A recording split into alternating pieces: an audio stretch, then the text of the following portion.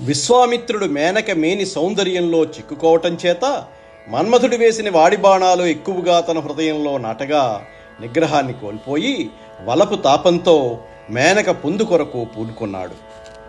మేనక కూడా విశ్వామిత్రుడి కోరికకు తగినట్లు మన్మథ క్రీడలతో చాలా కాలం భోగించగా వారిద్దరికీ కన్య పుట్టింది. మేనక ఈ బిడ్డను మాలినీ నదీ తీరాన ఒక ఇసుక తిన్నె మీద ఉంచి తాను దేవలోకానికి వెళ్ళిపోయింది. విశ్వామిత్రుడు తన తపస్సు ప్రభావాన్ని ఆ పిల్లకు కాపుగా ఉంచి తను తపస్సు చేసుకోవడానికి వెళ్ళిపోయాడు. అప్పుడు పక్షుల గుంపులు తమ రెక్కలతో ఆ బిడ్డను రక్షించుకుంటూ గుమిగూడి ఉన్నాయి. ఆ సమయంలో మేము అంటే కన్నుడు చెప్తున్నాడు కాబట్టి ఆయన శిష్యగణాలతో సమిధలు పూలు పండ్లు తెచ్చుకొనటానికి అక్కడికి వెళ్ళారు. మాలినీ నదీ తీరంలోని ఒక ఇసుక తిన్నె మీద పక్షుల చేత రక్షింపబడుతున్న ఈ పిల్లని అపరిమితమైన కాంతితో ప్రకాశిస్తూ నేల మీదకు దిగివచ్చిన కొత్త చంద్రరేఖ వలె ఉండగా ఎత్తుకొని వచ్చాము. శకుంతల చేత రక్షింపబడింది కాబట్టి ఆ బాలకు శకుంతల అని పేరు పెట్టి కడు గారాభంగా పెంచాము అని కన్నుడు మరొకరికి చెప్పగా విన్న వృత్తాంతాన్ని శకుంతల దుష్యంతుడికి చెప్పింది. తలరజనకుండున్ అన్నప్రదాతయును భయత్రాతయును అనగా ఇంతులకు మూరొగిన గురువులు వీరలు అనగా ఉపనేత మరియు నిరంతరాధ్యాపకుండు అనగా పురుషునకి ఏ ఉరనయంబును గురువులు. స్త్రీల విషయంలో ముగ్గురిని తండ్రులుగా చెప్తారు. 1 కన్నవాడిని, 2 అన్నం పెట్టినవాడిని, 3 భయం నుండి రక్షించిన వాడిని. ఈ ముగ్గురు స్త్రీలకు తండ్రి సమానులు. పురుషుల విషయంలో ఇంకో 2 కూడా చేర్చారు. ఉపనయనం చేసినవాడు, వేదాలను చెప్పిన వారిని కూడా తండ్రులుగానే పరిగణిస్తారు. శకుంతల మునికన్య అని నిరాశ చెందాను. ఇప్పుడు తాను రాజపుత్రికని తన వంశ ఔన్నత్యాన్ని చెప్పడం వలన మన్మథుని వశమైన నా మనస్సు విరహంతో తప్పిస్తోంది. ఇలా తనలో తాను మదనపడుతూ శకుంతల కూడా తనంటే ఇష్టపడుతున్నట్లుగా తెలుసుకుని శకుంతలతో, ఓ సుందరి, నీ అందమైన రూపానికి మచ్చలేని నీ గుణాలకు నారచీరలు కట్టుకుని ఈ పర్ణశాలలో ఉండటం ఏమాత్రమూ భావ్యంగా లేదు. ఓ శకుంతల, మునులుండే ఈ వనంలో ఎందుకు మగ్గిపోతున్నావు? నీ అందు నాకు అమితమైన అనురాగం ఏర్పడింది. నిన్ను నా భార్యగా చేసుకుంటాను.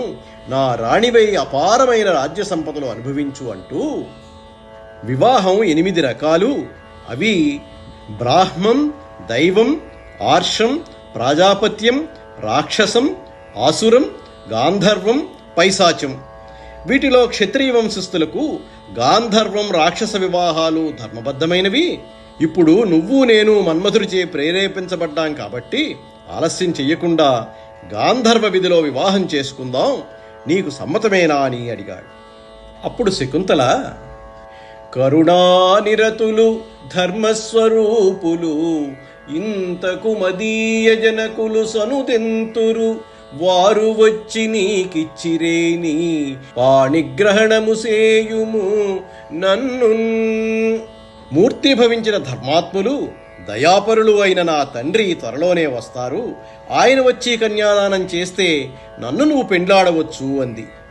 అప్పుడు దుష్యంతుడు తనకు తానే చుట్టం కావడం, తనకు తానే దిక్కు కావడం, తనను తాను ఇచ్చుకుంటున్నప్పుడు తానే కర్త కావడం అనే ఈ 3 లక్షణాలు గాంధర్వ వివాహానికి ముఖ్యమైనవి. అంటే గాంధర్వ వివాహం మిక్కిలి గోప్యంగానూ మంత్రాలు లేకుండానూ ఉండాలి అని చెప్పి దుష్యంతుడు శకుంతలని ఒప్పించాడు. అప్పుడు శకుంతల, నరనుత నీ ప్రసాదమున నాకు దయించిన నందనున్ మహీగురుతర యవరాజ్యమునకున్ దయతో అభిషిక్తుంచేయగా వరము ప్రసన్న బుద్ధిన్ అనవద్యముగా దయసేయు నిమితో నిరుపమ కీర్తి అట్లైన నీకును నాకును సంగమంబగున్. కీర్తిమంతుడవైన ఓ దుష్యంత మహారాజా, నీ అనుగ్రహం వలన నాకు పుట్టబోయే పుత్రుడికి నీ సామ్రాజ్యానికి యువరాజును చేస్తానని మాట ఇవ్వు. నువ్వందుకు అంగీకరించినట్లయితే నీకు నాకు వివాహం అవుతుంది అని శకుంతల అంది. ఈ పద్యం ద్వారా శకుంతల తల్లిదండ్రుల వలన తనకు కలిగిన అన్యాయం తన సంతతికి జరగకూడదని ముందే జాగ్రత్త పడి తన లోకజ్ఞతను ప్రదర్శించింది. నన్నయ్య రుచిరార్థ సూక్తినిది ఈ పద్యం. ప్రతి పదం శకుంతల సౌముఖ్యాన్ని, గడసరిదనాన్ని నిపుణంగా చాటుతోంది. మాటలన్నీ వాచ్యార్థంలో సంస్కృతి సౌగంధ్యంతో కూడి ఉన్నాయి. వాచ్యార్థ స్ఫూర్తి తరువాత ప్రతీయమానమయ్యే వ్యంగ్యార్థం ద్వారా రుచిరంగా వెలుగొందే వైదగ్ధ్యం వాటిలో గోచరిస్తోంది. నీ ప్రసాదమున దయతో వరము ప్రసన్న బుద్ధి అనే మాటలతో దుష్యంతుడిని కోరుతున్నప్పుడు శకుంతల సాక్షాత్తు భగవంతుడిని అడుగుతున్నట్లుగా భక్తి వినయాలను ప్రదర్శించింది. నరనుత నిరుపమ కీర్తి అనవద్యముగా అనే మాటలు వాడుతున్నప్పుడు లోకజ్ఞత ప్రదర్శించింది. ఇచ్చే వరం త్రికరణ శుద్ధిగా తిరుగులేకుండా ప్రీతితో ఇవ్వాలని అడగటంలో నేర్పరితనం ఉంది.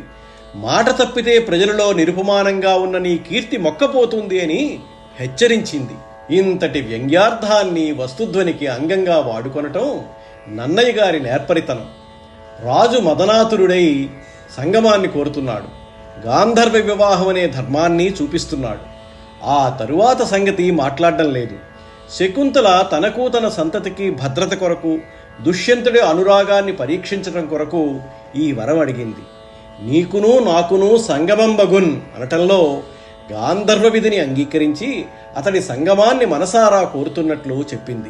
ఆమె మాటల్లో ఎంత చొరవున్నదో అంతటి బిగువు కూడా ఉండటం నన్నయ్య గారి సంభాషణ రచనా చాతుర్య ఫలం. రాజ్యసభలో ఈ వరమే చర్చనీయాంశమవుతుంది.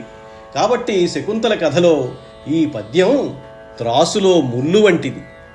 దుష్యంతుడు కర్మ మహర్షి దర్శనం చేసుకొనకుండా నిష్క్రమించటానికి, ఆ తరువాత శకుంతలను అంతఃపురానికి పిలిపించుకొనకపోవటానికి గల గూఢమైన హేతువు ఆమె అడిగిన ఈ వరమే. ఆమె పెద్ద కోరికే కోరింది. అది పుత్రుడు పుట్టినప్పుడు లభిస్తుంది. పుత్రుడు పుట్టితే ఆమె తెలియపరచాలి. యువరాజ్య విషయం ఆ తరువాతి మాట. ఇట్లా ఎన్నో సన్నివేశాల పరంపరతో ముందుకు కథ నడవాలి. శకుంతలాగతంగా ఉన్న స్వీయ భద్రతా విషయకమైన శంకయే భావి కథలో ఒక గండంగా పరిణమించబోవటం వస్తుధ్వని విశేషం. ప్రసాదము ప్రసన్న బుద్ధి అనే పదాలు నన్నయ్య గారి రచనలో ప్రధానంగా కనపడే ప్రసాద గుణాన్ని, ప్రసన్న కథా కలితార్థయుక్తిని జ్ఞప్తికి తెస్తున్నాయి.